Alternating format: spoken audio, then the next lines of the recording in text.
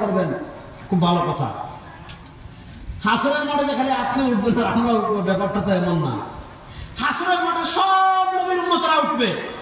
যার নবী ওয়া মাআহু রাজুলান, এমন নবী আসবেন যার সাথে দুজন উম্মাহ, এমন নবী আসবেন যার সাথে তিনজন উম্মাহ, এমন নবী আসবেন যার সাথে হাজার হাজার উম্মাহ, এমন নবী আসবে যার সাথে লক্ষ উম্মাহ, এমন নবী আসবেন যার সাথে কোটি উম্মাহ।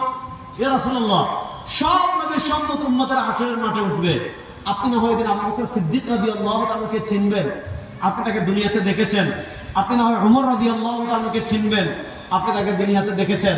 আপনি না হয় ওসমান রাদিয়াল্লাহু তাআলাকে চিনবেন, তাকে আপনি দুনিয়াতে দেখেছেন। আপনি না হয় আলী রাদিয়াল্লাহু তাআলাকে দেখবেন, চিনবেন, আপনি তাদেরকে দুনিয়াতে দেখেছেন। সাহাবায়ে কেরাম রিদওয়ানুল্লাহিল মাজমাইন, তারা তাদের চোখ দিয়ে আপনাকে দেখেছে। তারা না হয় আপনাকে চিনবে, কিন্তু আপনার যে উম্মাহ 1436 বছর পর চট্টগ্রামের মহড়াতে এসেছে, আপনার যে উম্মাহ 1400 বছর পর চট্টগ্রামে ছিল, আপনার যে উম্মাহ 1400 বছর পর বাংলাদেশে ছিল, আপনার যে উম্মাহ 1400 বছর পর আপনার দিন বিজয় করার মেহনত করত, আপনার ইজ্জত সম্মানের জন্য রক্ত দেওয়ার জন্য প্রস্তুত ছিল, আপনার জন্য সে আদর্শ বিক্রি করে নাই, আপনার জন্য সে ডানে যায় নাই, আপনার জন্য সে বামে যায় নাই, আপনার মহব্বতে আপনার সুন্নাহ পালন করেছে, আপনার মহব্বতে দুনিয়ার সবকিছু তালাক দিয়ে আপনার সুন্নাহকে অনুসরণ করেছে। ইয়া রাসূলুল্লাহ, দুনিয়াতে সেও আপনাকে দেখে নাই, আপনিও তাকে দেখেন নাই। সে যদি হাসরের মাঠের ওই কোটি কোটি মানুষের চিপায় পড়ে থাকে, ইয়া রাসূলুল্লাহ, আপনি ওই কুমিল্লার সীতাকুণ্ডের, কুমিল্লার হাটহাজারীর, কুমিল্লার ফতেহাবাদের, কুমিল্লার অক্সিজেনের, কুমিল্লার কোয়াইশের, কুমিল্লার মহড়ার ওই লোককে কেমনে চিনবেন যে সে আপনার উম্মাহ? সুবহানাল্লাহ। আর বেগুন কিপটামি না করে জোরে কন। আচ্ছা, প্রশ্নটা যৌক্তিক না অযৌক্তিক? আল্লাহ নবী সাল্লাল্লাহু আলাইহি ওয়াসাল্লাম জবাব দিচ্ছেন, আরাআইতা লাউ আন্না রাজুলান লাহু ফারাসুন গুররুন মুহাজ্জালুন বাইনা দুহুমিন ওয়া বুহুমিন। আল্লাহ নবী সাল্লাল্লাহু আলাইহি ওয়াসাল্লাম জবাব দিচ্ছেন, আরাআইতা লাউ আন্না রাজুলান লাহু ফারাসুন গুররুন মুহাজ্জালুন বাইনা দুহুমিন ওয়া বুহুমিন। ও আমার সাহাবারা, আমার ওই ইতিম উম্মাহকে আমি কেমনে চিনব জানো? তোমরা মনে করো আরাআইতা, আমাকে বলো, লাউ আন্না রাজুলান লাহু ফারাসুন গুররুন মুহাজ্জাল বাইনা দুহুমিন ওয়া বুহুমিন। এক ব্যক্তির 1 লাখ লাল ঘোড়া আছে, আর এক ব্যক্তির 1 লাখ কালো ঘোড়া আছে। 1 লাখ লাল ঘোড়া এক জায়গায় বেঁধে রেখেছে, 1 লাখ কালো ঘোড়া আরেক জায়গায় বেঁধে রেখেছে। ওই 1 লাখ লাল ঘোড়ার ভিতর অথবা 1 লাখ কালো ঘোড়ার ভিতর একটা ঘোড়া যদি হয় চার কপালি, যেটার পা সাদা, যেটার কপাল সাদা, বলেন তো এই 1 লাখ ঘোড়ার ভিতর একটা ঘোড়া যদি চান কপালি হয়, তাহলে এই চান কপালি ঘোড়া খুঁজে বের করতে মালিকের কোনো কষ্ট হবে না? আল্লাহ নবী বলেন, এটা কিয়ামতের দিন সব নবীর উম্মাহ উঠবে, কিন্তু ইন্না উম্মতি ইউরাদুনা ইয়াওমাল কিয়ামাতি গুররাম মুহাজ্জালিনা মিন আসারিল ওযু ফামান ইসতাতা আন ইউতিলা গুররাতাহু ফালিয়াফআল। আমার উম্মাহ যে শেষ রাতে ফজরের নামাজ পড়ার জন্য শীতের কালে জাগ্রত হয়ে ঠান্ডা পানি দিয়ে হাত ধৌত করেছে, চেহারা ধৌত করেছে, পা ধৌত করেছে, কিয়ামতের দিন তার হাত, চেহারা, পা নূরে তারকার মতো জ্বলজ্বল করতে থাকবে। সুবহানাল্লাহ। কারো হাত জ্বলজ্বল করবে না, কারো পা জ্বলজ্বল করবে না, কারো চেহারা জ্বলজ্বল করবে না, কিন্তু আল্লাহ নবী দেখবেন হাসরের মাঠের ওই কোনায় দেখা যায় একটা ছোট্ট মানুষ পড়ে আছে, যার চেহারা থেকে তারকার মতো আলো বের হয়, যার হাত থেকে তারকার মতো আলো বের হয়, যার পা থেকে তারকার মতো আলো বের হয়। আল্লাহ নবী চিনে ফেলবেন, এই আদম কে উম্মাহ নেহি হে, এটা আদমের উম্মাহ হতে পারে না, এটা সুলাইমানের উম্মাহ হতে পারে না, এটা দাউদের উম্মাহ হতে পারে না, এটা ঈসার উম্মাহ হতে পারে না, এটা মুসার উম্মাহ হতে পারে না, এটা সুলাইমানের উম্মাহ হতে পারে না, এটা আইয়ুবের উম্মাহ হতে পারে না। আল্লাহ নবী চিনে ফেলবেন এটা তার এতিম উম্মাহ। সুবহানাল্লাহ। আমাদের জন্য এত চিন্তা করলেন, আজকে আপনি নবীর সুন্নত খুঁজে জিলাপি খাওয়ার সময়, ঠিক না বেটি? জিলাপি খান, আমার কোনো সমস্যা নেই। আজকে সেই নবীর সুন্নাহ খুঁজেন আপনি মিষ্টি খাওয়ার সময়, আজকে সেই নবীর সুন্নাহ খুঁজেন আপনি সিন্নি খাওয়ার সময়। আমার নবী খাওয়ার এমন কেমন হবে এটা যেমন শিখিয়েছেন, রাষ্ট্র কেমন চলবে আমার নবী শিখিয়েছেন কি শিখান নাই? সংসদ কেমনে চলবে আমার নবী আমাদেরকে শিখিয়েছেন কি শিখান নাই? নবীর আদর্শ শুধু মিষ্টির মধ্যে না, নবীর আদর্শ শুধু জিলাফির মধ্যে না, নবীর আদর্শ শুধু সিন্নির মধ্যে না। এবার সংসদে নবীর আদর্শ বাস্তবায়ন করার জন্য কারা কারা প্রস্তুত আছেন? ইনশাআল্লাহ বলেন, বেগুন ধরে বলেন না ইনশাআল্লাহ। দেখেন কত কষ্টের কথা। আজকে সামান্য আপনি জানেন আপনার নেত্রী সুর, তার বাপও সুর, তার ছেলেও চুর, তার বোনও সুর, তার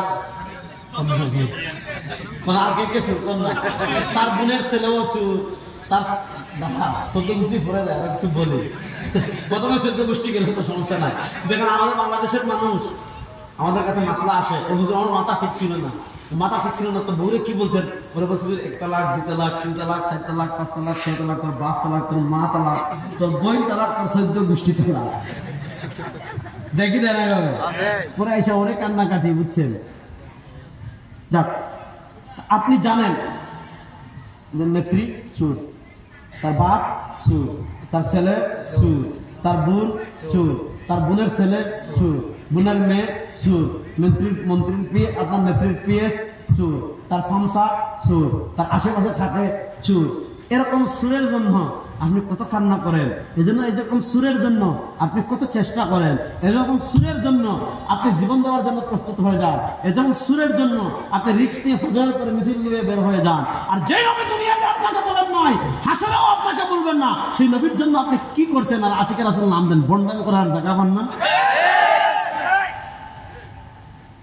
এটা আমি আমাদেরকে বলতেছি, সবাইকে। আমাদের কোথায় আমাদের সংসদে নবীর আদর্শ আছে? অর্থনীতিতে আছে, সংবিধানে আছে, বিচার ব্যবস্থায় আছে, হাইকোর্ট সুপ্রিম কোর্টে আছে। বাংলাদেশে তো আশিকে রাসূলের অভাব নাই। এত আশিকে রাসূল রাখতে কেন আমরা সংসদে ইসলামকে বিচার করতে পারলাম না? এত আশিকে রাসূল রাখতে কেন আজকে আমাদের সংবিধানে ইসলাম নাই? এবার সব ক্ষেত্রে নবীর আদর্শ বাস্তবায়ন করে পরিপূর্ণ আশিকে রাসূল হতে প্রস্তুত আছেন না? ইনশাআল্লাহ। আমি বলেছিলাম সবচেয়ে বড় নিয়ামতের নাম ঈমান। বেগুন বদ্রা জোরে কোন না, আর সামান্য একটু ধৈর্য ধরেন, ছেড়ে দেবেন।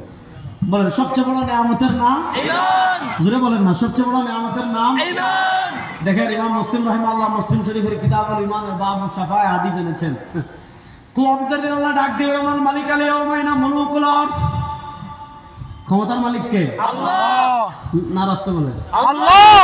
জনগণ না, আপা আপা তো বাকছে, আর কি ক্ষমতা মালিক? আহা, আপনারা বিশ্বাস করেন আর না করেন, আমি বিশ্বাস করছিলাম আপা যদি না মরে কেউ নামাইতে পারবে না। হুজুর একদম হাজির, আল্লাহরে হাজির দিতে বিশ্বাস করেন নাই? মিল আছে না নাই? হ্যাঁ, দেখেন বাংলাদেশের বেশিরভাগ মানুষ সবাই হতাশ হয়ে গেছে, সবাই মানে একটা সেফ জোনে থাকার চেষ্টা করছে। যেহেতু আপা না বললে আপাতত কোনো সম্ভাবনা দেখা যাচ্ছে না। আমাদের এক বড় শিল্পী আছে, আমাদের এক বাংলাদেশের এক বড় শিল্পী আছেন কবি মুহিব খান, নাম শুনেন নাই? উনি একদিন বলছে আমাদের এখন থেকে কাজ করতে হবে, জিকির করতে হবে, ইয়া মুজিবু, তাহলে আল্লাহও খুশ, আওয়ামী লীগও খুশ। দুষ্টামি করে বলছে, বুঝেন নাই? যে উনি দুষ্টামি করে বলছে এখন থেকে জিকির করতে হবে কি ইয়া মুজিব, তাহলে আল্লাহও খুশ, আমি তোমার আল্লাহ ডাকতেছি, তারাও শুনবে না, তারাও খুশ। এরকম পরিস্থিতি ওদের, ক্ষমতার মালিক যে আল্লাহ। আল্লাহ চাইলে দেখেন আমরা কিন্তু প্রথম 5 তারিখ প্রথম ঢাকা কারফিউ আমরা ভাঙছি। শাহবাগীরা ভাঙ্গে নাই, নাস্তিকরা ভাঙ্গে নাই, মুরতাদরা ভাঙ্গে নাই। প্রথম শাহবাগে প্রথম 5 তারিখ প্রথম কারফিউ ভেঙে ঢাকার রাজপথে নেমেছিল মুফতি ফয়জুল করিম রেজাউল মাথায় এরাই নেমেছিল। সবার আগে আমরা নামছিলাম। সুতরাং আপনার নারী সংস্কার কমিশনের নামে নাস্তিক কথাবাদী চালু করবেন, মালা ভাঙ্গা পালাম ইনশাআল্লাহ। রেডি আছো তো সব নাস্তিক? প্রস্তুত আছেন তো ইনশাআল্লাহ? বিপ্লব করছি, কারফিউ ভাঙছি, আর কোনো আপোষ চলবে না ইনশাআল্লাহ। এখন আঙ্গুল সোজা করে বলতেছি, সোজা আঙ্গুলে দিন আর আঙ্গুল বাঁকা করবেন, আর বাঁকা করলে বাংলাদেশে আর থাকতে পারবেন না নাস্তিকরা ইনশাআল্লাহ। ইসলামের আপনি নাস্তিক হয়ে থাকেন, গু খান, আমার কোনো সমস্যা নেই, মুদ খান, আমার সমস্যা নেই, কিন্তু আপনি নাস্তিক হয়ে আল্লাহরে গালি দিয়ে কোরআনের বিরোধিতা করে বাংলাদেশে আর থাকতে পারবেন না ইনশাআল্লাহ। বলেন ইনশাআল্লাহ। ক্ষমতার মালিক কে? আল্লাহ। আল্লাহ তাআলা ডাক দিবেন কিয়ামতের দিন, আইলা মুলুকুল আরশ, হে দুনিয়ার বাচ্চা, ফেরাউন, নমরুদ, আবু জেহেল, পাগলা ডোনাল্ড ট্রাম্প, আইনা মুলুকুল আরশ, হে দুনিয়ার বাচ্চারা কে কোথায়? আচ্ছা যুবকরা আপনারা বলেন তো, আল্লাহ তাআলা যখন ডাক দিবেন মাথা তোলার মতো কেউ থাকবে না? বেগুন কম না করে বলে যায় চট্টলার মুসলমান। ইমাম মুসলিম রাহিমাহুল্লাহ মুসলিম শরীফে 41টা হাদিস এনেছেন। সেই কঠিন মুহূর্তে একজন মানুষ বলেন, আমি যখন হাসরের মাঠে আল্লাহ তাআলার জালালের অবস্থা দেখব, আল্লাহ তাআলার জালালিয়াতের শান দেখব, আমি আমার উম্মার জন্য পেরেশান হয়ে ফাখিরু সাজিদান ওয়া আহমাদুল্লাহ বিমাহামিদিহি, আল্লাহর আরশের নিচে সিজদায় পড়ে এমন ভাবে আল্লাহর প্রশংসা করতে থাকবো, আমার প্রশংসার কারণে আল্লাহ তাআলার রহমতের সাগরে জুস এসে যাবে। সুবহানাল্লাহ।